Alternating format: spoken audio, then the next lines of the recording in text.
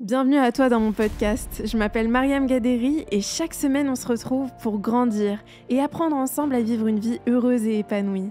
Ici on parle de développement personnel avec des invités inspirants qui ont des histoires à raconter et de la sagesse à partager en masse. Si tu cherches des idées, des outils ou de l'inspiration pour reprendre le pouvoir sur ta vie et devenir la meilleure version de toi-même, alors t'es au bon endroit. Je te souhaite une très belle écoute. Alors, Yoline, je suis trop contente de t'avoir sur le podcast. Merci d'avoir accepté mon invitation. La première question que j'ai pour toi, c'est qu'est-ce qui t'a donné envie d'aider les autres à trouver l'amour ? Waouh, on commence direct dans le dur. Ouais. Qu'est-ce qui m'a donné envie ? Je pense que déjà sur les réseaux sociaux, j'avais envie d'apporter de la bienveillance, d'aider les autres à se sentir plus confiants, sentir mieux dans leur peau, etc. Et quand j'ai vu quand la période de la Saint-Valentin est arrivée, je me suis dit c'est peut-être l'occasion pour moi d'apporter quelque chose. Et donc c'est là que j'ai créé le Yo-Yo Match. Et ouais, ce qui m'a donné principalement envie de faire tout ça, c'est le plaisir de partager et d'apporter du bonheur aux autres. Ça peut paraître un peu bateau, mais... Non, c'est trop bien. Et alors raconte-nous un peu le Yo-Yo Match, qu'est-ce que c'est ? C'est quoi le concept ? En quoi c'est différent des autres applis ? Alors, le Yo-Yo Match, donc, c'est un nouveau concept de rencontre que j'ai créé, qui va bientôt avoir 1 an d'ailleurs. En fait, l'idée, c'est que chaque mois, il y a un nouveau formulaire qui sort. Les gens répondent aux questions. Il y a une 15aine de questions, c'est des questions assez fun. Et donc, les gens laissent leur Instagram et le 14 du mois, ils reçoivent leurs matchs, qui sont donc les comptes Instagram avec lesquels ils ont le plus de compatibilité. Ah, c'est trop bien. Justement, j'ai une question par rapport à ça, parce que j'ai lu une stat l'autre jour qui disait que 80% des rencontres qu'on fait aujourd'hui, c'est des rencontres sur des applis de rencontres, sur des sites de rencontres. Mm-hmm. À ton avis, c'est quoi ton avis sur les sites de rencontres déjà ? Et ensuite, pour toi, qu'est-ce qui fait qu'aujourd'hui, on a du mal à rencontrer l'amour ? Alors, moi, mon avis sur les sites de rencontres, c'est que je trouvais de mon expérience personnelle et de ce que je pouvais voir autour de moi, que c'était devenu assez déshumanisé, que les gens étaient vraiment comme dans un catalogue. On swipe, on aime, on n'aime pas, on juge sur un physique, parce que même s'il y a des variantes dans différents sites de rencontres, c'est quand même via la photo, on va pas se mentir qu'on va parler à quelqu'un ou pas. Et je trouvais ça un peu dommage parce que dans la vraie vie, il nous est arrivé, je pense qu'il t'est arrivé à toi aussi, de peut-être avoir un crush sur quelqu'un sur lequel tu te serais peut-être pas retourné dans la rue, mais en apprenant à connaître la personne, tu te rends compte que c'est quelqu'un qui peut carrément te correspondre. Et donc c'est pour ça que moi j'avais vraiment envie de faire quelque chose basé sur la personnalité, mais surtout sur la compatibilité, parce qu'on peut dire je recherche ça, je recherche ça, je recherche ça, mais je préfère partir du postulat, moi qu'est-ce que je suis, donc j'aime ça, j'aime cette activité, j'aime manger ça, j'aime aller là-bas, etc. Et en fonction de ça, trouver quelqu'un qui matche avec ça plutôt que ce que tu recherches et spécifiquement, parce que des fois on pense savoir mais on sait pas vraiment quoi. Ouais, c'est vrai. À ton avis, j'ai une question pour toi, parce que c'est une question qui revient souvent. Comment est-ce que tu conseillerais aux gens qui nous écoutent, qui ont peut-être un crush ou quelqu'un leur plaît, d'aborder la personne qui leur plaît ? Dans la rue, tu veux dire, par message Ouais, est-ce que tu aurais des conseils par rapport à ça ? Parce que je sais que c'est toujours un peu... C'est un peu délicat, parfois on a peur de se lancer, de s'exposer au rejet ou quoi. Est-ce que tu conseilles plutôt d'aborder la personne par message ou... Moi, je pense qu'il faut y aller à tâtons. Je pense que si c'est dans la rue ou si c'est dans un lieu public, dans le métro ou quoi, je pense qu'y aller directement en mode salut, je te trouve belle, je te trouve belle et tout, c'est un peu frontal, quoi. Ouais. Surtout s'il n'y a pas eu de signaux avant. Je pense qu'il faut essayer d'abord d'établir un petit contact, donc le regard, voir un petit peu si la personne serait potentiellement intéressée et en fonction peut-être l'aborder, mais voilà, Je vois qu'on se regarde depuis tout à l'heure. Est-ce que ça te dirait que voilà, on échange nos contacts, quelque chose comme ça. Et puis après, si c'est par message, je pense que bah, déjà, si c'est sur Instagram, follow la personne, liker quelques photos, voir s'il y a un retour. Surtout, voir s'il y a un retour d'abord, avant de y aller tout de suite comme ça, frontal, je dirais. Vraiment y aller pas à pas. Est-ce que tu as déjà... C'est une question un peu... Mais est-ce que tu as déjà abordé, toi... T'as déjà été la personne qui va aborder? Parce que je trouve que c'est une vraie question, ça, en tant que femme. Est-ce qu'on... Je vois de plus en plus de femmes qui osent aller aborder un homme ou des hommes qui leur plaît. Je trouve ça assez intéressant. Je trouve que c'est un bon exercice de confiance en soi. Est-ce que t'as déjà fait ça, toi? Oui, moi j'ai déjà fait. Ah raconte-nous. Ouais, carrément. Moi je l'ai déjà fait, mais je le fais toujours de manière subtile. Bah, déjà, je sais qu'il y a cette... Enfin, j'essaye de capter un certain intérêt. Si je sens qu'il n'y a pas d'intérêt, enfin, je pense que c'est un peu une question d'énergie et de... Voilà. Si je sens qu'il n'y a pas forcément de retour, je vais pas y aller en mode « Salut, je te trouve trop BG. Est-ce que tu peux me donner ton numéro ?» Non, j'irais plutôt... Enfin, je sais pas, moi j'ai différentes techniques. Par exemple, je vais balancer toutes mes techniques. Allez, vas-y, on veut savoir, nous. Non, mais tu vois, par exemple... je sais pas, ça m'est arrivé il y a pas très longtemps. Il y avait un garçon qui me plaisait, enfin un homme qui me plaisait plutôt. Et je sais pas, je voyais que lui aussi me regardait, etc. Et je voyais qu'il essayait d'attirer un peu mon attention, mais maladroitement. Mais on ne s'était toujours pas parlé. Et à un moment donné, il s'est mis à côté de moi au bar. Et je lui ai dit, bon, bah, tu vas finir par venir me parler. Je lui ai dit un truc comme ça, tu vois. Donc c'est moi qui ai parlé en premier. Et après, il a rigolé, on a échangé comme ça. Ou alors... je sais pas, je vais faire aussi des techniques que moi j'ai données sur mes réseaux, mais tu vois, par exemple, je peux taper, tu tapes sur l'épaule, comme ça, il se retourne, tu dis « Ah non, désolée, je me suis trompée de personne ». Et genre là, il te regarde... Oui, bien sûr que je l'ai déjà fait, et ça a marché à chaque fois. C'est vrai. Et à chaque fois, et parce que, il t'a peut-être pas forcément vu, et là, il te voit, t'es devant lui, il se dit « Ah, bah peut-être cette personne, elle pourrait me plaire ». Et au moins, t'as créé en fait un contact, donc ouais, 2 techniques à utiliser. C'est trop bien. Tu me diras si tu les utilises en tout cas. Je te dirai. Ok, j'ai une autre question un petit peu tabou qui est sujet à beaucoup de controverses. Oula, tu me fais peur. À ton avis, est-ce qu'il y a quelqu'un qui doit payer au premier date? Est-ce que c'est à l'homme? Aïe, aïe, aïe. Alors dans la sauce, Mariam. Ça, c'est un sujet vraiment Tu me mets dans la sauce. Non, mais en vrai, c'est une question qui m'intéresse parce que c'est vraiment une question sur laquelle je réfléchis beaucoup. Et j'ai ma réponse parce que je sais que c'est lié aussi à mon vécu, à la façon dont j'ai été éduquée, etc. Mais je suis hyper curieuse d'avoir d'autres avis là-dessus, tu vois. Est-ce que pour toi, c'est quelque chose d'important? Est-ce que... Alors moi, je vais me faire tacler, hein, mais je pense que tu vas être du même avis que moi. Pour moi, honnêtement, au premier date, en tout cas, pas forcément tout le date si tu fais plusieurs trucs, mais la première consommation, que ce soit un ciné, que ce soit un verre ou quoi... Moi, je préfère que ce soit quelqu'un que le mec m'invite, tu vois.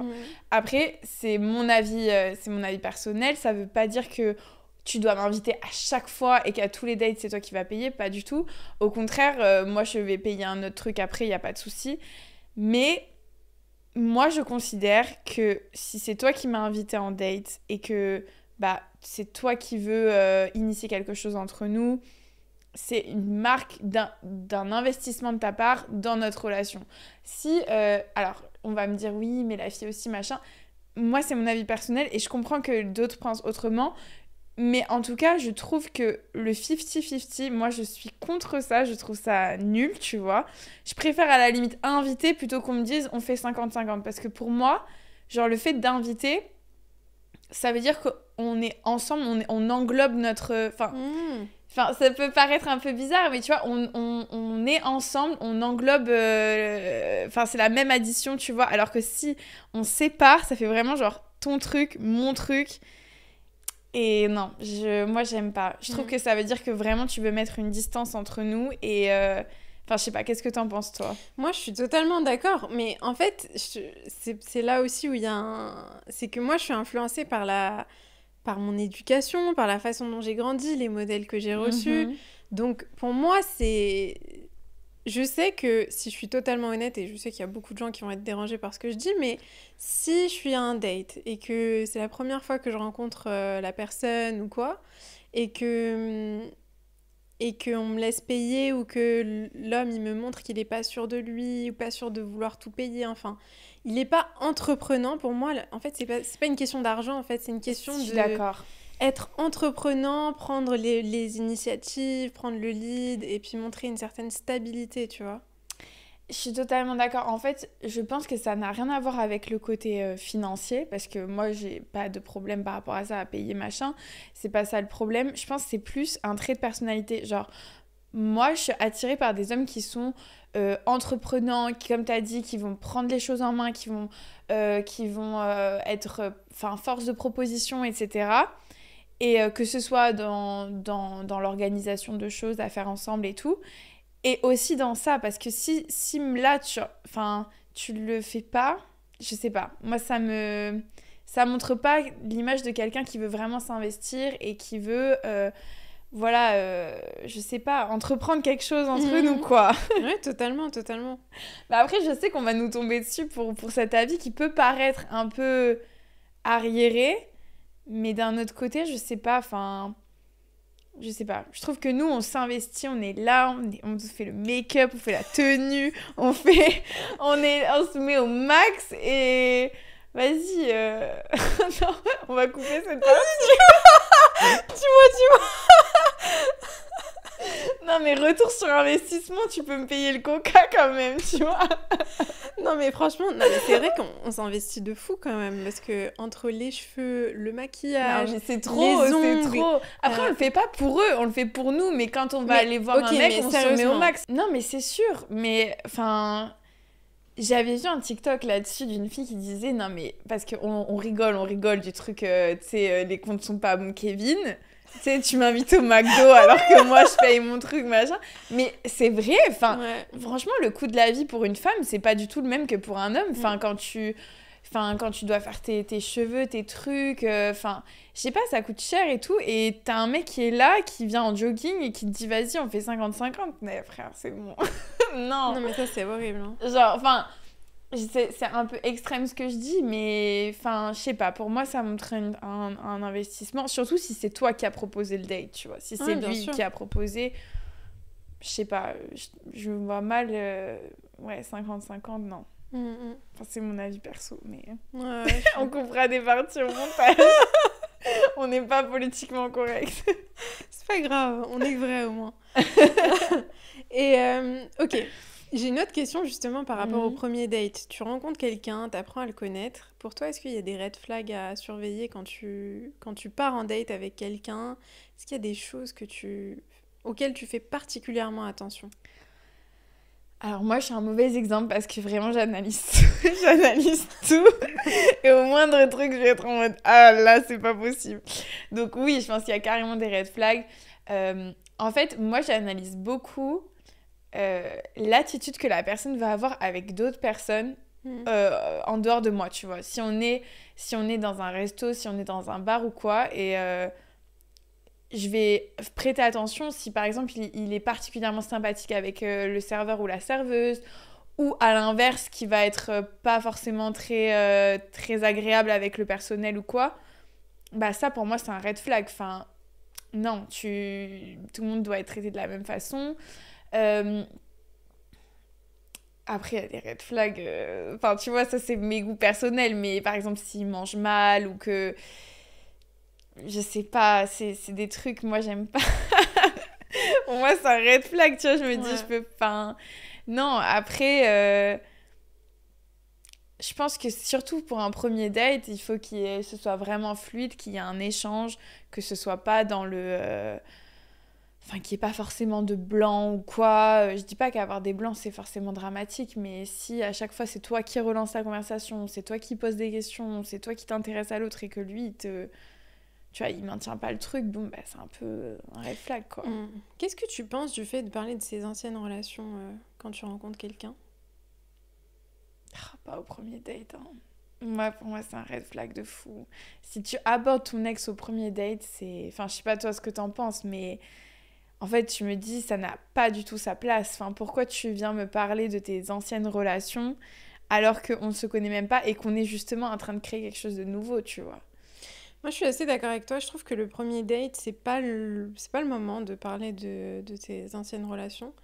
Après, je trouve que c'est très sain de le faire à un moment donné, au Oui, début, oui. pas attendre qu'il y ait un certain attachement, etc., pour commencer à vraiment s'ouvrir et dire, Hmm. voilà, moi, c'est ça que j'ai vécu, c'est ça que je veux avec toi, enfin, en tout cas, c'est ça que je veux dans ma vie maintenant.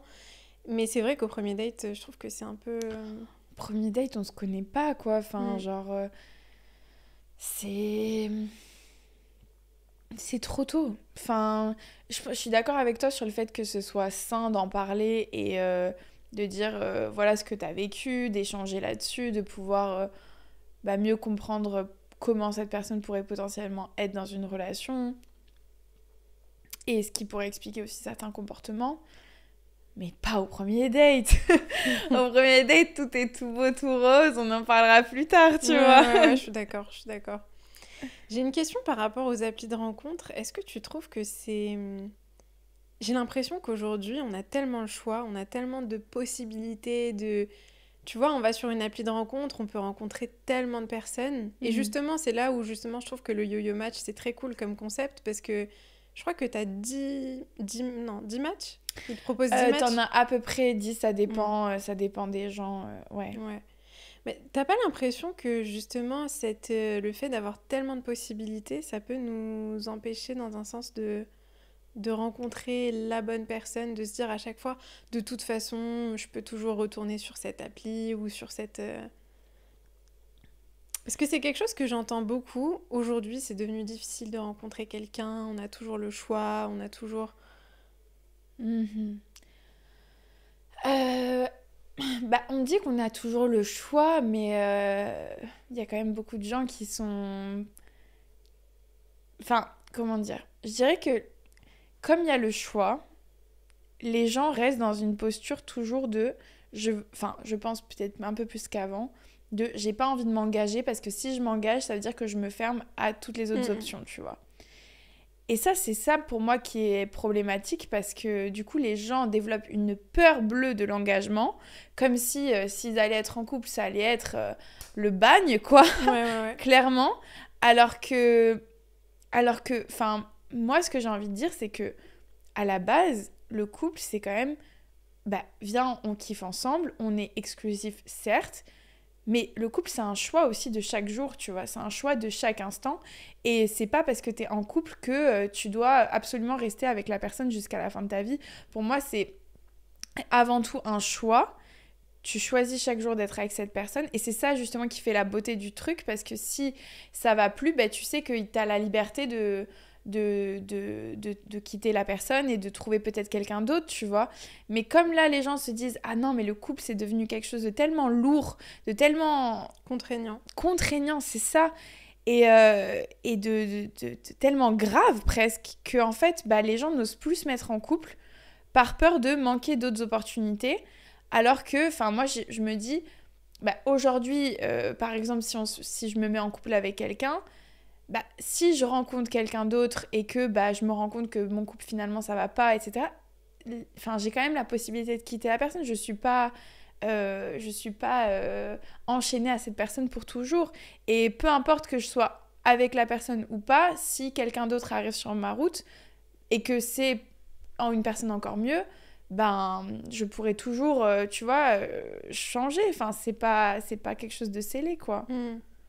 Ouais, donc en fait, tu vois plus les gens se mettre des barrières en se disant si je suis en couple, je suis en prison un petit peu. C'est ça. Mm. En tout cas, c'est vraiment le ressenti que j'ai. Et je vois beaucoup de gens se plaindre, peur de l'engagement, mais c'est bon, vous allez pas, si vous n'êtes pas encore mariés ou quoi, Mm. vous n'avez pas d'enfants, vous n'avez pas tu vois, de grosses contraintes, de gros trucs qui vous lient très fort. Vous êtes jeune, vous avez envie de kiffer ensemble, vous n'avez pas envie d'aller voir ailleurs, vous êtes en couple, quoi. Genre, Mm. c'est pas un gros mot de le dire. Et les gens n'aiment pas dire je suis en couple. Enfin, ils n'aiment pas, ont peur de dire je suis en couple alors qu'ils sont exclusifs avec quelqu'un, tu vois. Et c'est ça pour moi un peu le problème. Tu penses quoi du polyamour ? Oh my god, ça c'est pas du tout mon rayon. Bah moi je sais pas, franchement j'ai pas d'avis là-dessus. Si les gens arrivent à être sont heureux dans des relations polyamoureuses, tant mieux pour eux. Moi je pense que c'est pas du tout pour moi parce que quand j'aime quelqu'un c'est mon quelqu'un, tu vois. Mais non, enfin chacun fait ce qu'il veut clairement, donc si les gens sont heureux comme ça, qu'ils le pratiquent, quoi. C'est que si jamais il y a des problèmes et des jalousies et des machins, que bon, il faut se poser des questions, mais sinon... Et à ton avis, est-ce qu'on peut... C'est une question que je t'avais déjà posée, je pense, on en avait discuté toutes les deux. Est-ce que tu penses qu'on peut réellement aimer quelqu'un si on ne sait pas s'aimer soi-même ? Est-ce qu'on pense... C'est une question très difficile. Bah, en fait, pour prendre la base de ta question, je pense que s'aimer soi-même, c'est pas... comment dire ? C'est pas un objectif que tu as atteint un jour et que tu vas garder toute ta vie, tu vois. Je pense que s'aimer soi-même comme aimer quelqu'un, c'est quelque chose qui se cultive, qui s'entraîne, qui se nourrit. Et donc, bah, je pense que tu ne t'aimes jamais à 3000%, 100% du temps, et t'as atteint ce niveau et t'as unlock ça, donc du coup, bah, c'est bon, tu peux aimer quelqu'un. Je pense juste que si t'es dans un processus d'acceptation, de travail sur toi, etc., eh ben, ce sera beaucoup plus facile d'entretenir une relation saine avec quelqu'un d'autre, puisque du coup, tu vas être aussi dans cette compréhension, dans cette tolérance de l'autre, etc. Alors que si tu n'acceptes rien chez toi et que tu te détestes, bah, ça va être très compliqué d'accepter aussi des choses chez l'autre. Donc je pense qu'on dit toujours, il faut d'abord s'aimer soi-même avant d'aimer quelqu'un. Je pense que c'est vrai, mais je pense aussi que le fait d'aimer quelqu'un, ça t'aide aussi à t'aimer toi-même, tu vois. On se nourrit l'un l'autre, et le fait que l'autre accepte certains défauts que nous, on n'aime pas chez nous, bah, ça nous aide à mieux les accepter. C'est et du vrai. Coup,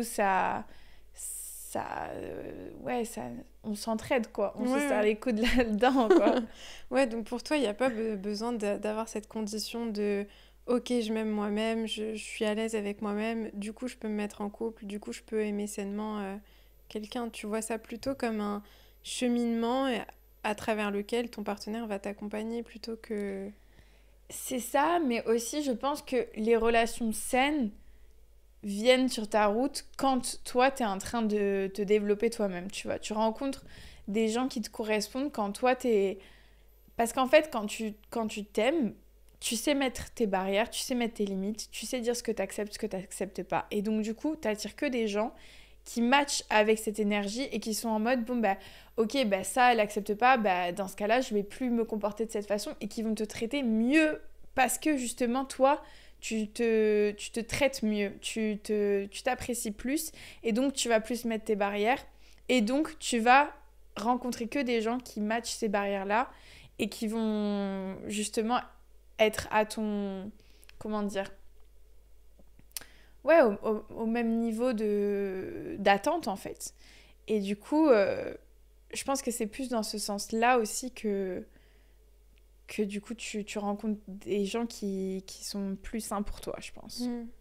Est-ce que toi, tu arrives à mettre des limites plus facilement qu'avant, peut-être ? Est-ce que tu arrives à dire non, à mettre tes limites, à faire savoir ce dont toi t'as besoin?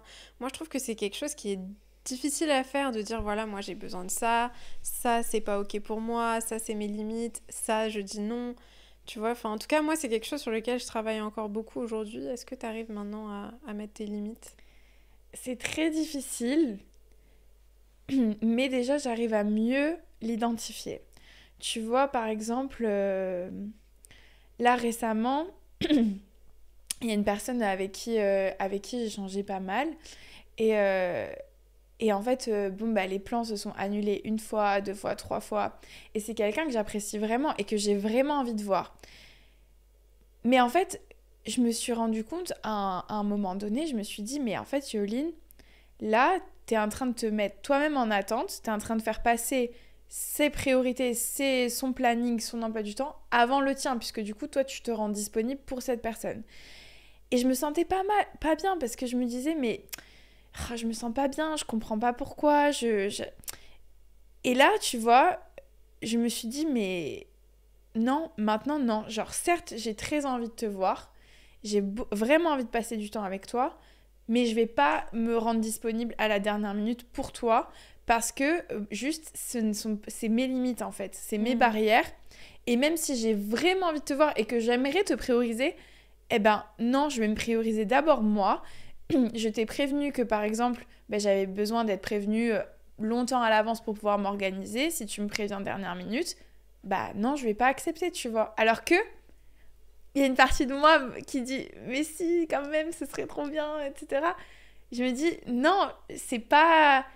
Il y a mon moi qui m'aime plus que cette relation qui va dire, non, ce n'est pas bon pour toi sur le long terme, parce que là, t'es en train de te trahir toi-même, t'es en train de trahir tes limites pour quelqu'un. Alors certes, ça va être bien sur le moment, mais après, tu vas regretter parce que tu vas te dire, en fait, je me suis mis moi-même de côté pour cette personne et ça valait pas le coup, tu vois. C'est tellement vrai et ça me fait penser, tu sais, à toutes les fois où on va...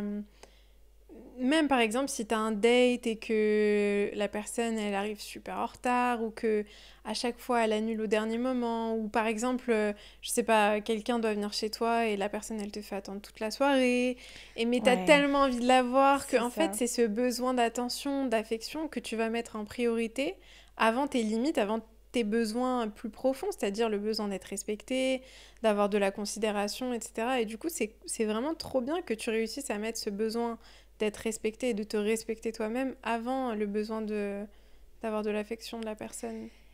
Je te cache pas que c'est pas facile. C'est pas facile, ouais. C'est que c'est pas facile, mais c'est sûr que, en fait, c'est du court terme ou du long terme. Et en fait, je me dis que quoi qu'il arrive, si je me mets de côté maintenant pour avoir de l'affection, en fait, ce sera toujours comme ça parce que après, c'est un engrenage puisque tu te dis, comme j'ai accepté ça, du coup, je peux accepter plus. Et la fois d'après, finalement, c'est pas si grave. Et en fait, petit à petit, je trouve que c'est comme ça que tu perds confiance en toi et que tu te perds dans la relation parce que du coup, tu finis par accepter d'abord ça, puis en fait, un peu plus. Et tu finis par accepter des trucs que tu n'aurais jamais accepté avant parce que tu as accepté ce petit truc au début. Et je pense qu'il faut aussi faire comprendre à la personne que telles sont mes limites. Si tu les respectes pas, peu importe qui tu es, tant pis, tu vois. Parce que peu importe qui tu es, ça ne me convient pas. Donc c'est toi finalement qui manage le truc parce que c'est toi qui dis où est la limite. Et il faut la respecter dès le début, je pense. C'est ça qui est bien, c'est un bon conseil de se dire dès le début, il faut apprendre à mettre ses limites, que ce soit dans une relation amoureuse ou dans tout type de relation, de montrer à l'autre dès le début ce qu'on accepte et ce qu'on n'accepte pas. C'est ça. Et pour moi, c'est vraiment ça, s'aimer, parce que on a peur de dire non, on a peur de blesser, on a peur que les autres comprennent pas, Mais c'est juste... c'est ma limite. Tu la connais, tu me préviens. Et ça, je pense que ça, c'est un truc que beaucoup de gens de notre génération vivent. Ce truc de pas forcément prévenir à l'avance, d'annuler à la dernière minute. Enfin, tout ça... Je pense juste, voilà, si toi, t'as besoin d'être organisé, tu planifies dans ta semaine un moment pour quelqu'un, enfin, c'est important quand même pour toi. T'as pris de ton temps. Ton temps, c'est la chose qui est la plus précieuse pour toi et tu vas le donner à cette personne. Et là, la personne, à la dernière minute, elle te dit, non, en fait, j'ai autre chose de prévu. Très bien, mais alors la prochaine fois, je te fais plus confiance, tu vois. Enfin, je t'ai alloué quelque chose d'important pour moi. Enfin, là, ça dépasse ma limite, tu vois. Après, je dis pas non plus d'être archi rigide et de virer tout le monde de ta vie à la moindre occasion. Mais juste, il faut savoir, voilà, ça, je peux accepter certaines choses, voilà, je peux être patiente et tout. Mais à un stade, non, désolée, j'accepte plus, quoi. Pourquoi, à ton avis, on a autant de mal à mettre des limites? Parce que... Parce que je pense qu'on nous a toujours appris qu'il fallait être complaisant et qu'il fallait être... je sais pas, toujours faire en sorte que tout le monde soit content, tu vois. Et pas décevoir les gens. Et, euh, et du coup, bah, je pense qu'on a tendance à facilement se mettre de côté, à se plier en quatre, etc. pour satisfaire les autres. Alors que c'est pas forcément nos envies. Et je pense que c'est un travail que beaucoup de gens font actuellement, c'est de se dire, mais en fait, non, je suis plus un enfant qui doit faire plaisir à la famille, qui doit faire plaisir à ses frères et sœurs, qui doit faire plaisir à tout le monde. Je suis ma propre personne et j'ai aussi mes envies et mes envies doivent passer avant et c'est pas pour autant que je vais blesser quelqu'un si je mets une limite en fait. Donc, donc ouais, je dirais ça. Ouais, je suis d'accord. Et justement, tu parlais dans une de tes vidéos d'être acquis dans une relation, le fait de se sentir acquis ou de commencer à avoir... C'est quelque chose que je trouve hyper intéressant parce que j'ai l'impression que c'est un peu un... C'est quelque chose qui revient beaucoup dans les relations de façon générale. On rentre dans une routine, on commence à rentrer dans une forme de sécurité où on se sent en sécurité avec l'autre. Comment est-ce qu'on évite d'être pris pour acquis ou de se sentir acquis dans une relation? En fait, je pense que la relation apporte un confort. C'est-à-dire que quand tu es célibataire, bah, le week-end, si tu prévois rien, tu fais rien, tu vois personne, tu vois. Alors que si tu es en couple, bah, tu sais que il y a beaucoup de chances que tu vas voir ton copain ou ta copine, que tu vas faire des activités avec lui ou avec elle. Et du coup, c'est plus confortable parce que t'as moins besoin d'entreprendre dans ta vie sociale et d'entretenir des relations puisque t'as déjà une relation qui est sécure, on va dire, et que t'es sûr que tu entretiens plus que les autres. Et du coup, je pense qu'il y a beaucoup de gens, et moi j'en ai fait partie, qui, une fois en couple, se reposent sur ça. Donc se disent, bah, comme j'ai déjà un contact social et j'ai déjà de l'affection et j'ai déjà une relation qui est aussi une relation amicale, parce que forcément ton partenaire c'est aussi ton ami, ton confident et tout, bah, du coup que tu vas te reposer sur ça et tu vas dire, bah, j'ai besoin de voir moins de monde qu'avant puisque du coup j'ai déjà quelqu'un.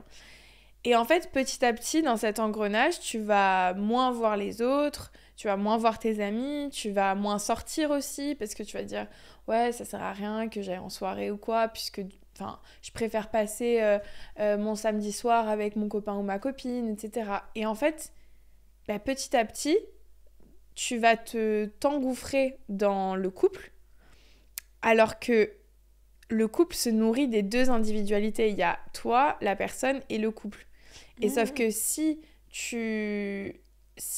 toi, tu vois, plus tu te rapproches, plus tu deviens le couple, il n'y a plus personne pour nourrir le couple sainement, puisqu'il n'y a plus d'individualité. Je sais pas si tu vois ce que je veux dire. Ouais, c'est intéressant ce que tu dis. Parce qu'en fait, la personne, elle est attirée par ton individualité. À la base, si vous vous êtes rapprochés, c'est parce qu'elle aimait ta personnalité, elle aimait ton lifestyle, elle aimait ta manière de voir les choses. Sauf que si toi, tu t'es complètement effacé t'as oublié qui t'étais, c'est ça, c'est une fusion dans le couple, bah du coup, il n'y a plus ton individualité et donc le couple est asphyxié. Je sais pas si tu vois ce que je veux dire. Je vois très bien ce que tu veux dire, c'est hyper intéressant comme perspective. Parce que c'est quelque chose qu'on fait inconsciemment. C'est ça. C'est ça, parce que en fait, petit à petit, tu vas vouloir tellement être tout le temps dans ton couple et tout, que du coup tu vas en oublier ton individualité, mais ton individualité qui a créé le couple, et donc du coup tu vois c'est un cercle vicieux qui fait que bah après t'es asphyxié et en fait tu te retrouves dans une situation où tu passes quasiment tout ton temps avec ton partenaire, tu vois plus trop tes amis, mais finalement c'est pas tant un problème que ça puisque c'est ce que tu voulais. Mais tu sens que, à un moment donné, vous êtes un peu trop l'un sur l'autre. Y en a un qui commence à prendre ses distances, il y en a un qui est un peu pris pour acquis. Et du coup, ça crée quelque chose de malsain. Donc, je dirais de toujours se rappeler que à la base, tu es une personne à part entière, que tu as aussi tes centres d'intérêt en dehors du couple et que le fait de maintenir ça, c'est ça justement qui va apporter de la fraîcheur, qui va apporter de la nouveauté dans le couple et qui va faire que ta relation sera saine, quoi. Totalement, ouais, je suis totalement d'accord. Non, mais c'est intéressant ce que tu dis. Et je me posais cette question aussi par rapport au fait d'avoir besoin d'espace, tu vois. Pour moi, c'est hyper important dans un couple qu'il y ait de l'espace, que chacun ait son espace. Toi, t'en penses quoi? Parce que, comme tu dis, quand tu rentres dans une relation, t'as envie d'être tout le temps avec la personne. Mais c'est pas forcément ce qui est sain et bénéfique pour la relation. C'est quoi ta vision du besoin d'avoir de l'espace dans un couple? Est-ce que pour toi, c'est important de ne pas se voir tous les jours? C'est important de mon point de vue, c'est important d'apprécier les moments où on se retrouve. En fait, déjà, ça dépend des personnes parce qu'il y a des gens qui aiment bien voilà, avoir chacun leur grand espace et se voir peu, d'autres qui ont besoin d'être toujours ensemble, etc. Je pense que ce qui compte surtout, c'est que quand tu passes du temps avec l'autre, que ce soit du temps de qualité. Parce qu'en fait, t'as beau être avec la personne, si tu passes pas du temps de qualité, t'es pas vraiment avec elle. T'es pas avec elle, exactement. Et il y a beaucoup de gens qui vivent ensemble, qui se mettent ensemble, qui vivent ensemble. Et c'est souvent au moment où tu t'installes avec la personne que du coup, tu passes plus trop de temps de qualité parce que tu vas dire, oui, mais on est tout le temps ensemble. Mais en fait, non, on n'est pas ensemble. Enfin, on arrive tard, machin. On passe plus du temps ensemble comme quand chacun habite chacun chez soi. Et qu'en fait, du coup, quand vous voyez, vous faites quelque chose ensemble, vous créez des souvenirs ensemble. C'est pas du tout la même chose que, voilà, d'arriver tard le soir, de manger rapidos ensemble et puis après d'aller se coucher, tu vois. C'est pas du tout la même chose. Et du coup, ouais, c'est souvent là que je pense se créer cette dynamique de routine. Alors la routine, c'est pas forcément négatif à mon sens, hein, mais une routine un peu relou, quoi, j'ai envie de dire. Et qu'en fait, t'as perdu cette étincelle puisque du coup, tu passes plus du temps de qualité. Et la base, c'est le temps de qualité. Et tu prends aussi la personne pour acquise à ce moment-là. C'est ça, c'est ça. Et quand t'as plus peur de... Enfin, je dis pas qu'il faut vivre dans l'angoisse constante de perdre la personne. Mais tu vois que t'as quand même ce truc de... Ah, je suis contente de la voir. Ah, ça fait longtemps. Ah là là, tu m'as manqué. Enfin... Alors que ça se trouve, tu l'as vu à 3 heures, tu vois. Mais que t'as ce truc de... Ah, tu veux en savoir plus, quoi. Et puis t'es curieux parce que quand t'es tout le temps avec la personne, vous avez plus rien à vous raconter puisque vous vivez déjà tout ensemble. Après, c'est mon avis, il y a des gens qui vivent tout ensemble et ça se passe très bien, tu vois. Mais je sais pas ouais, il y a des trucs que vous pouvez... je bégaye. Que vous puissiez, tu vois, vous raconter des trucs que vous avez fait, ce qui s'est passé avec vos amis... Enfin, je pense que c'est important, quoi. Ouais, c'est super important. Je sais plus qui disait ça, mais j'avais vu une vidéo d'un... Je crois que c'était un coach qui parlait de ça et qui disait que c'est hyper important d'entretenir de la curiosité dans le couple. La curiosité sur ce que l'autre a fait, sur ce qui est important pour l'autre, essayer de continuellement connaître l'autre, alors que justement, quand t'es en couple, t'as tendance à te dire que ça y est, tout est acquis, tu connais déjà tout... Donc je suis d'accord avec ça. C'est ça, la curiosité, très intéressant, ouais. J'ai une petite question par rapport aux ruptures amoureuses. Les ruptures, on adore. Est-ce que t'as déjà eu une rupture qui t'a beaucoup appris sur toi-même? Oui. Oui, j'ai eu une rupture assez importante. J'ai mis pas mal de temps à m'en remettre, honnêtement. Mais ouais, je pense que toutes les ruptures, même si c'est des micro-ruptures, parce que je parle de bébé rupture, tu vois, même quand t'as eu un crush et que ça s'est pas fait, etc., je pense que tu peux quand même apprendre de cette rupture. Peut-être pas autant que les grosses ruptures, mais quand même. C'est juste que chaque rupture, je pense, t'apporte énormément parce qu'en fait, tu vas chercher à comprendre, tu vas voir pourquoi tu as eu tel comportement, quelle est la dynamique qui s'est créée, pourquoi ça fonctionnait pas forcément. Et souvent, ça en revient au même schéma de pris pour acquis, de passer trop de temps avec la personne mais pas du temps de qualité, de ne plus apprécier les moments ensemble. Donc ouais, justement, cette rupture, elle m'a poussée à faire ce travail d'introspection, de me demander quels aussi étaient vraiment mes besoins, quelles étaient mes limites, qu'est-ce que j'allais accepter, qu'est-ce que j'allais plus accepter. Et je pense que oui, toute rupture est bénéfique. Et j'avais vu un truc aussi, une fois, une fille qui disait qu'en fait, sa mère lui avait dit je suis contente que tu te sois séparée, enfin, je suis contente pour toi que tu aies une rupture. Elle comprenait pas. Elle dit, mais en fait, tu comprends pas que la rupture, c'est genre le moment où tu vas être le plus focus sur toi-même parce que du coup, tu vas te dégager tellement de temps, tout le temps que tu passes avec ton partenaire, tu vas l'avoir pour toi et c'est le moment où tu vas devoir découvrir des nouveaux hobbies, découvrir des nouvelles choses, peut-être voyager. Et tu vas te focus à 100% sur toi, donc c'est vraiment une période qu'il faut que tu vas finalement mettre à profit. Ouais, c'est vrai que c'est des moments où on est en grande introspection sur nous-mêmes. C'est quoi tes conseils pour ceux et celles qui nous écoutent s'il y en a qui sont en train de vivre une rupture et qui se disent... Parce que moi, je sais que j'ai eu une grosse rupture qui m'a vraiment, vraiment fait souffrir. Et quand j'étais dans ce moment de rupture, je me rappelle que j'avais cette sensation de... Quand est-ce que ça va quand est-ce que la douleur, elle va partir? Parce que là, j'en peux plus. C'est tous les jours, j'avais mal au cœur, en fait. Et aujourd'hui, je suis totalement d'accord que c'était la meilleure chose qui aurait pu m'arriver. Je ne serais pas la personne que je suis aujourd'hui si j'avais pas vécu cette rupture. Mais du coup, ce serait quoi tes conseils ou peut-être quelque chose que tu aurais envie de dire si quelqu'un était en train de vivre une rupture et nous écoute?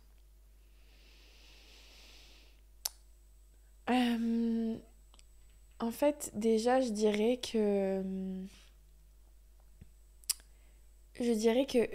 il faut accepter ce qui se passe, que il faut pas essayer d'aller à l'encontre, mais si j'avais fait ci, mais si j'avais fait ça, et si j'avais dit ci, si j'avais dit ça. En fait, moi j'essaye de partir du principe que tout ce qui arrive dans ta vie est là pour t'apporter quelque chose et te remettre sur sur le chemin qui est le meilleur pour toi en fait. Et si tu pars de ce postulat, il faut déjà se dire, ok, c'est arrivé, qu'est-ce que j'ai fait, comment ça s'est déroulé, pourquoi est-ce qu'on en est arrivé là. Mais aussi se dire, s'il y a une rupture, c'est que c'est peut-être quelque chose qui va m'amener quelque chose de plus positif derrière. Alors je sais que sur le moment, tu te dis non, c'est le pire truc de ma life et je vais mourir tellement c'est horrible et je te comprends à 100%. Mais déjà, accepter que voilà, tu vas pas t'en remettre du jour au lendemain. C'est quelque chose de difficile. Il faut pas te culpabiliser de te dire attends, mais là ça fait plusieurs mois et je m'en remets pas et je comprends pas et pourquoi les gens ils arrivent à passer à autre chose aussi vite. Non, chacun a besoin de son temps. Ça peut prendre quelques semaines, quelques mois, quelques années parfois pour certaines personnes pour s'en remettre. Mais c'est ok. Et si tu as besoin de pleurer, si tu as besoin d'extérioriser, si tu as besoin d'écrire aussi, d'écrire ce que tu ressens, etc., il faut que tu acceptes que voilà, c'est douloureux pour toi. Et ensuite, je dirais qu'il faut essayer de s'occuper à fond l'esprit. Parce qu'en fait, on a tendance à... En fait, je sais pas comment expliquer, je sais pas si toi, t'as ressenti ça, mais moi, j'avais un peu cette sensation de... J'ai envie d'oublier, j'ai envie de passer à autre chose et tout. Mais d'un autre côté, j'ai pas vraiment envie. Enfin, ça a tellement compté pour moi, c'était tellement fort pour moi... qu'en fait, j'ai pas envie d'oublier. Et t'es un peu entre ce truc de... Il faut que j'oublie parce que sinon, je vais pas aller mieux. Mais de l'autre, t'as quand même, je sais pas, une sorte d'attachement un peu malsain à ce truc en mode, ça me garde dans ce que que j'ai vécu. Exactement. Et j'ai peur de lâcher prise parce que c'est comme si j'avais rien vécu et que ça avait pas compté, en fait. Exactement. Et du coup, tu t'attaches à ça. Et en fait... moi, ce que j'ai envie de dire, c'est que c'est pas parce que tu lâches prise que tu vas complètement effacer cette personne de ta mémoire. Cette personne, elle a compté pour toi. Elle était importante et elle restera toujours importante. mais ne te culpabilise pas de vouloir lâcher prise. Accepte que pour aller mieux, il va falloir que tu lâches prise à un moment donné. Et voilà, et je dirais que essayer de surtout s'occuper l'esprit à fond. Et surtout, en tout cas au début, ne pas sauter sur quelqu'un d'autre sauter sur une nouvelle occasion de rencontrer quelqu'un, absolument. Parce que moi, je crois pas à la théorie du pansement en mode t'es en rupture, va voir quelqu'un d'autre et puis ça ira mieux. Enfin, les gens ne sont pas des pansements mutuels. C'est horrible aussi pour la personne qui prend le rôle du pansement. C'est ça, parce qu'au début, tu vas te dire, mais non, j'aime vraiment cette personne et tout, mais t'es encore en train de process tout le sentiment de la rupture et tout. Je pense pas que ce soit une bonne solution. Je pense que si t'es pas disponible émotionnellement et ça sert à rien de faire souffrir quelqu'un d'autre dans le process. Donc juste concentre-toi sur toi, ce qui est important pour toi, tes hobbies, tes trucs. Et quand tu seras prête ou prêt à te réinvestir avec quelqu'un d'autre, vas-y, ou tu rencontres d'autres personnes pour des rencontres un peu moins sérieuses, tu vois, c'est pas un souci. Mais ouais, franchement, focus à fond sur des projets et des objectifs aussi à long terme. Je pense que c'est important, que tu aies une vision en fait de l'avenir, parce que là, tu veux rester absolument dans le passé. Donc, on se retourne et on regarde l'avenir. Ouais, c'est vrai ce que tu dis, c'est aussi le fait de créer une vision de l'avenir qui est en dehors de cette personne, de ce que tu avais projeté avec cette personne. Ça peut aider à réussir à se projeter sans autant de souffrance, en se disant il y a plein de choses trop cool qui m'attendent, C'est ça. Ouais. Et pour ça, je conseillerais aussi de faire un vision board. Je sais pas si toi t'en fais un. J'adore les vision boards. Ok, tu fais des vision boards toi? Ouais, C'est là trop j'ai bien, fait hein. mon vision board, je dois imprimer encore les images et tout, mais j'ai commandé mon truc pour faire mon vision board. Et en fait, je trouve que le process, enfin là on parle de rupture, mais je pense que ça peut s'appliquer aussi. Mais vraiment le processus de faire un vision board, ok, qu'est-ce que j'ai envie de faire, qu'est-ce que j'ai envie d'accomplir, qu'est-ce qui m'inspire. Tu vois, tu vas sur Pinterest, franchement, hein, tu tapes des trucs qui t'intéressent, tu te dis quel est le style vestimentaire que j'aimerais avoir, quelles sont les vacances que j'aimerais faire, dans quel appartement j'aimerais vivre, exactement, dans quel appartement, mais même des trucs archi spécifiques, dans quel lieu j'aimerais aller, quelle personne en fait j'ai envie de devenir, qu'est-ce qui m'inspire, et en fait rassembler tout ça pour en faire un vision board. Du coup, je trouve que c'est un processus hyper inspirant et motivant, parce qu'une fois que tu le fais, tu te dis mais je veux ça, je peux y être, c'est ça, je peux y accéder en fait, et tu le vois, et du coup ça te met dans un mood ultra positif, je trouve. J'adore, c'est hyper stimulant, et ça aussi, tu donnes de l'importance à ta propre vie en faisant ça. Juste en faisant cette activité, tu te dis en fait, là je suis en train de faire un effort pour créer ma vie, pour être le designer de ma vie en fait. Je suis pas en train de vivre ma vie, subir ma vie, tout vivre par accident, mais là je veux intentionnellement vivre ça et ça. Et... C'est ça, mais c'est 100% ça. Et c'est pas facile se poser cette question. Mais en fait, qu'est-ce que je veux vraiment, où est-ce que je veux aller, qu'est-ce que je veux faire, qu'est-ce que je veux devenir? C'est une question assez compliquée, mais après ça vient comme ça. Mais exactement, je trouve que tu as cette sensation, cette empowering de reprendre le contrôle sur ta vie. Et de vraiment pouvoir te projeter dans quelque chose qui t'inspire, quoi. Et ça, vraiment, je trouve ça génial. Donc surtout, je pense, vraiment, à l'issue d'une rupture, faire un vision board, je pense que ça peut être une super idée. Ouais, je suis d'accord avec toi. C'est la première fois que j'entends ce conseil, mais je trouve que c'est un très bon conseil. Non, c'est trop cool. Go faire des vision boards. Allez. Vous n'avez pas besoin de rupture pour ça, hein. Même si vous êtes un peu down, faites des vision boards, c'est trop bien. C'est une bonne pratique, je suis d'accord avec toi. Alors, j'ai une petite tradition à la fin du podcast. Je vais te poser des questions. La première question, c'est quel est l'impact que tu aimerais avoir sur les autres ? En fait, moi, j'aime bien quand je suis avec quelqu'un, que quand je l'ai vu, il se sente énergisé, tu vois. Il est confiance en lui, il est rigolé, il est passé un bon moment.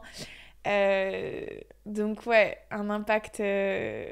Tu veux transmettre cette énergie. C'est ça, transmettre une énergie positive, que les gens se sentent bien, c'est ce qui compte pour moi. Mais c'est ce que tu fais déjà, hein, franchement. Merci, Mariam. Ok, la deuxième question, c'est si tu avais la petite Yoline devant toi, qu'est-ce que tu lui dirais? Mariam, tu me mets des questions. Je lui dirais que... Je dirais que ça va pas toujours être facile, qu'il y aura des choses compliquées qui vont arriver sur son chemin, mais qu'elle est beaucoup plus forte que ce qu'elle croit, qu'elle va s'en relever, qu'elle va transcender ça dans quelque chose de beaucoup plus grand, beaucoup plus positif, et que tout est sur son chemin pour une raison, et que c'est grâce à tout ça qu'elle va s'épanouir plus tard, quoi. C'est un beau message. C'est un très beau message. Et du coup, si tu avais la Yoline de 80 ans devant toi, tu penses qu'elle te dirait quoi? Tu penses qu'elle te donnerait quel conseil? Vas-y. Ouais? Ouais, vraiment. Je pense qu'elle dirait fonce, quoi. Fonce tête baissée. Enfin, tête baissée. Non, mais fais-toi fonce. confiance. Ouais, fais-toi confiance. Exactement. Fais-toi confiance, suis tes envies. Enfin, ne pense pas à ce que peuvent penser les autres. Vraiment, suis à fond ton intuition aussi. Parce que ça, c'est quelque chose que j'essaye de suivre de plus en plus et je pense que c'est hyper important. T'arrives à écouter ton intuition? T'arrives à entendre ton intuition? À savoir quand est-ce qu'elle te parle ou quand est-ce que c'est la peur qui te parle? Non, je pense que j'arrive à sentir... Enfin, je pense que ça, c'est un truc un peu plus... Alors, je sais pas si toi... Je pense que si, je pense que tu dois être sensible à ça parce que, voilà, on se sait entre hypersensibles. Non, mais je sais pas, pour moi, mon intuition, elle va vraiment me guider en me disant « Ah, là, il y a un truc qui cloche. Là, c'est un peu faux. Là, il y a quelque chose qui va pas. » Ou au contraire, là, c'est bon, on est safe, on est secure. Très rapidement quand je rencontre quelqu'un. Et ouais, je pense que même si au début, enfin, il y a des gens qui vont me dire « Mais pourquoi... cette personne, elle est sympa, tu vois, pourquoi... Je sais pas, tu sens un truc qui va pas. » Et ça manque pas souvent, parce qu'après, bah, c'est quelqu'un... Tu te rends compte que finalement... T'avais raison, tu l'avais senti un peu dès le début. Et pareil, je pense, pour des trucs plus sur le plan de tes projets, de tes objectifs, t'as une envie, ça te vient, c'est pas pour rien, c'est que ça titille quelque chose chez toi, que t'as vraiment envie de le faire. Donc ouais, non, suivre ses envies, suivre son intuition, c'est un peu ça, je pense, la liberté totale, tu vois. C'est vrai ce que tu dis, ouais, c'est vrai. Donc, mais on a du mal à faire confiance en notre intuition, je trouve. Il y a toujours cette petite voix du mental qui te dit « Non, mais t'es pas sûre, pourquoi est-ce que tu veux faire ça? Tu vois, c'est vraiment cette intellectualisation qui est pas bonne, mais qu'on a tendance à faire. Ben c'est ça, même dans les projets et tout. En fait, je me dis, si t'as eu cette petite étincelle au début, parce qu'en fait, au début, t'as ta petite étincelle, et puis après, t'as, mais non, mais tout ton mental qui va dire, mais non, mais ça pourrait pas marcher pour ça, ça, ça et ça. Mais t'as eu ce petit truc au début qui t'a dit, ah, j'aimerais bien faire ça, ou ah, ça, je le sens bien. Ben, enfin, vas-y, quoi. Enfin, moi, je suis vraiment de l'école de faire et après voir. Et si ça... Enfin, et après, on adapte, on voit et tout. Mais si tu le fais pas, tu peux jamais savoir si ça marche ou pas. Donc, fais et tu verras après. Ça sert à rien de conscientiser le truc pendant des années, d'être là, ah, mais il faut absolument que ce soit parfait, il faut que ce soit comme si... Fais, tu verras comment ça sera reçu. Et puis ensuite, tu adapteras en fonction. Si tu as encore envie de le faire, si ça va pas marcher, pourquoi... Enfin, tu vois, tu pourras toujours réorienter ce que tu fais. Je suis d'accord. Donc, c'est vrai. Si tu pouvais faire passer une loi, n'importe laquelle, n'importe laquelle, et que tout le monde devrait adopter, qu'est-ce que ce serait?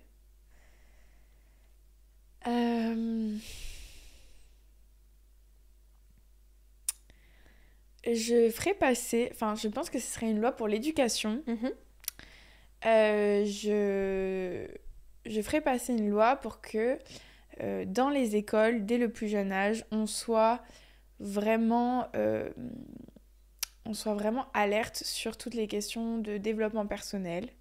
Tu sais que c'est la même réponse que Yomi Denzel, il a C'est donné quand vrai? je lui ai posé la question, il a dit exactement la même chose que Ah toi. ouais? Ouais. Ah bah je savais pas, mais du Mais coup... je trouve que c'est une très bonne réponse, ouais. Bah en fait, je dirais ça parce que je pense que si les gens étaient plus conscients, étaient plus heureux, étaient plus épanouis, je pense que ça éviterait mais tellement d'autres problèmes dans notre société. Euh, et je pense que ouais, c'est vraiment quelque chose de fondamental auquel on n'est pas forcément assez orienté, enfin sur lequel on ne nous oriente pas. Et c'est notre génération, je trouve, qui s'intéresse de plus en plus au développement personnel, à comprendre le sens de notre vie, à vouloir reprendre le contrôle sur nos vies, à comprendre nos envies, etc. Et je pense que ouais, vraiment, même en primaire, tu vois, même les relations entre les enfants, voilà, comprendre, ah mais ça fait de la peine, ça, si, machin. On nous dit ça c'est bien, ça c'est mal, mais on nous dit pas, voilà, si tu ressens telle émotion, bah voilà comment est-ce que tu peux processer ton émotion, voilà comment tu peux aller mieux. Mais franchement, C'est tellement le vrai. monde irait mais tellement mieux, enfin ce serait Je suis trop d'accord avec toi. totalement différent, je pense. Trop d'accord. Donc, ouais. Est-ce qu'il y a quelque chose que t'acceptais pas, que t'aimais pas trop chez toi avant et que t'as réussi à aimer avec le temps?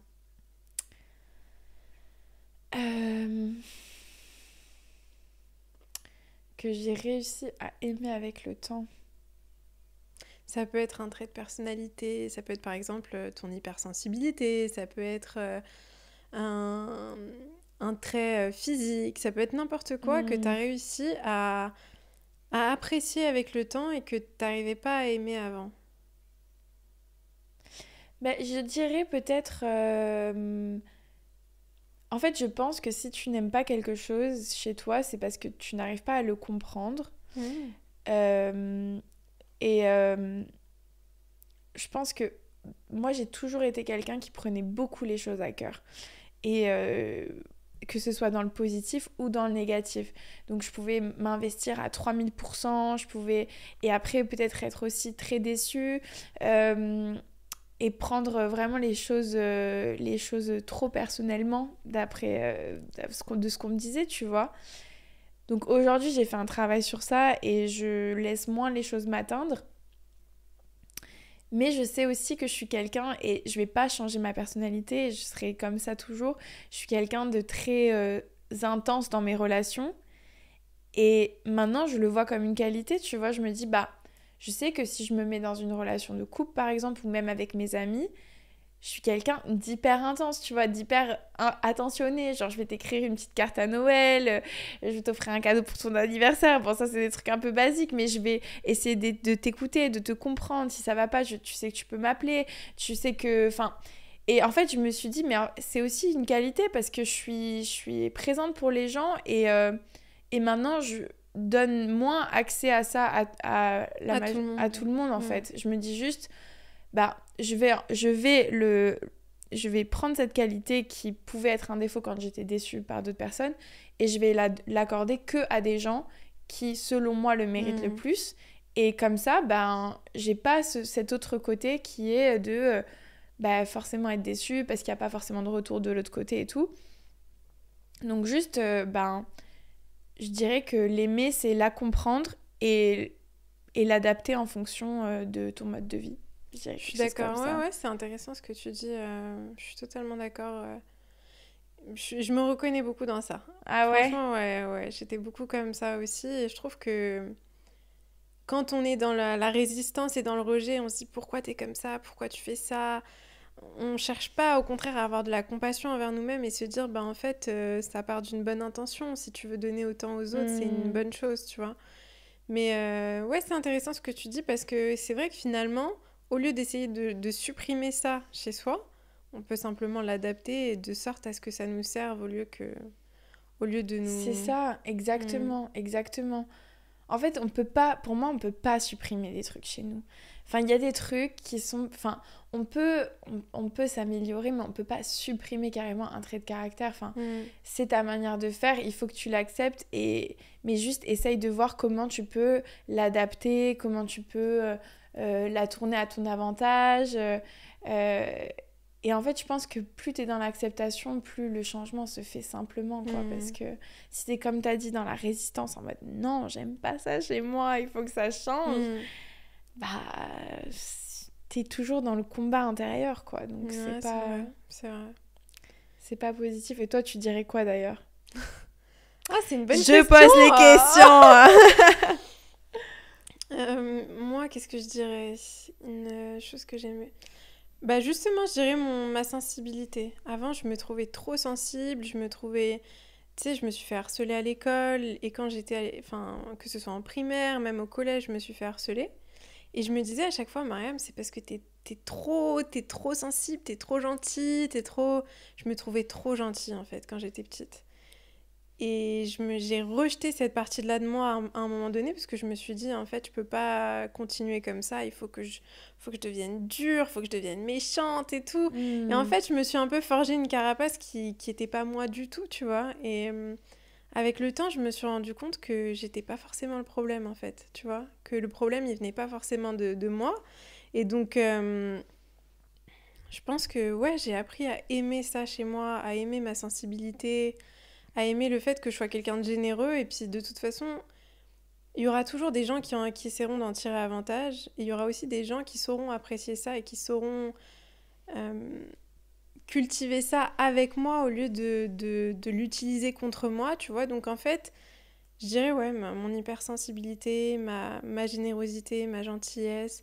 On dirait que je me jette des fleurs, mais franchement, c'est des choses qui m'ont fait souffrir à un moment donné. Donc ouais. Mais ça me touche beaucoup que tu parles de harcèlement. C'est vrai? Bah oui, parce que moi aussi, un C'est petit vrai? peu, oui. Et j'en ai pas forcément parlé et tout ça trop sur mes réseaux, mais je trouve ça bien que tu l'évoques parce que je pense qu'il y a beaucoup de gens qui le vivent en silence et qui n'en parlent pas forcément. Et vous voyez, regardez. Voilà, on s'en est bien sorti. On s'en est bien sorti. Ouais. Donc non, je pense que c'est important de voir aussi qu'une souffrance peut être transcendée vers quelque chose de positif. Et je pense que du coup, tu l'as complètement transcendée puisque tu as pris justement ce pourquoi peut-être ta sensibilité, ta douceur, etc. Et tu l'as fait exploser aux yeux du monde entier, tu vois. Donc tu as vraiment transcendé ça, tu vois. Ouais.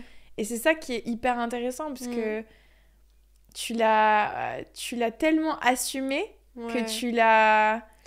c'est intéressant, tu vois, j'avais jamais pensé à ça sous cet angle-là. Mais c'est vrai, non, c'est vrai, avec du recul, ouais, c'est vrai.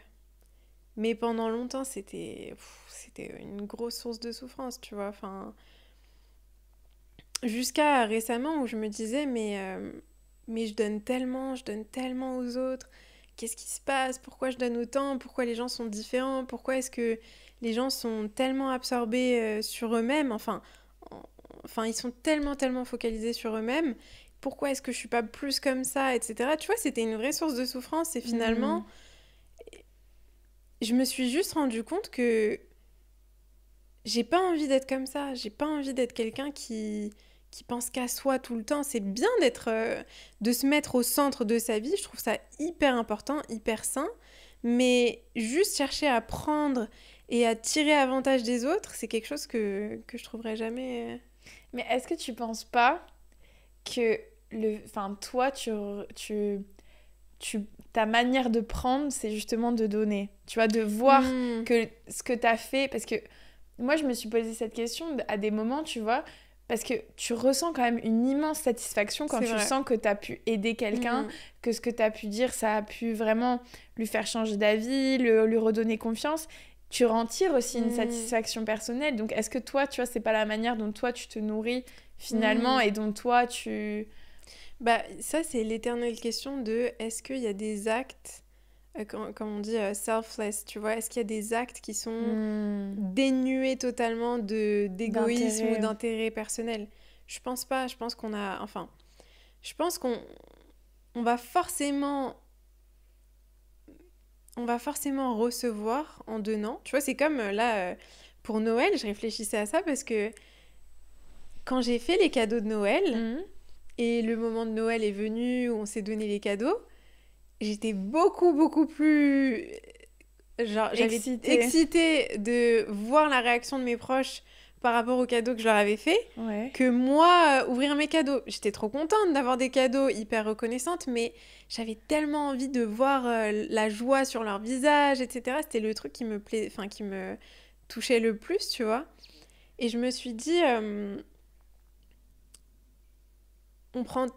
c'est tellement de bonheur de donner pour nous-mêmes, donc forcément ça nous apporte quelque chose.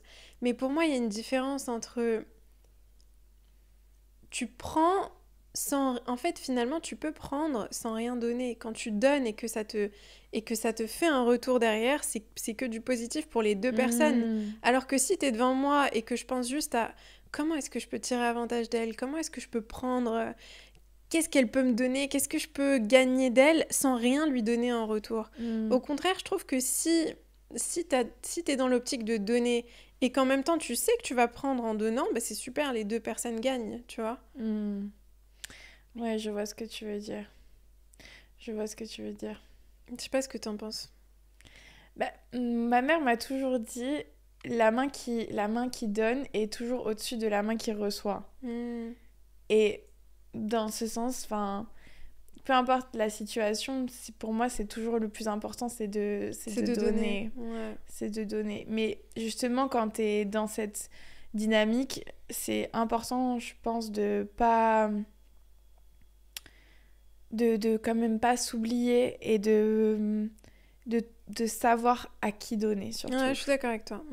Parce que, comme t'as dit, tout le monde veut recevoir, mais tout le monde n'est pas prêt à donner en retour. Et je dis pas que quand tu donnes, il faut absolument attendre un retour, mais il faut savoir aussi, on en revient aux limites, il faut savoir jusqu'à quand tu es prêt à donner et quelles sont tes limites avant que toi tu te sentes épuisé, en fait, d'être toujours la personne qui va s'investir le plus, d'être toujours la personne qui va donner, qui va être à fond, et qu'en face il y a moins d'investissement. Et c'est pas être égoïste ou en demander trop, parce qu'on a tendance à souvent ce qui est marrant, c'est que les gens qui donnent le plus ont l'impression d'en demander trop aux autres quand ils demandent le minimum, tu vois. Non, c'est tellement vrai, ça. Et c'est trop vrai.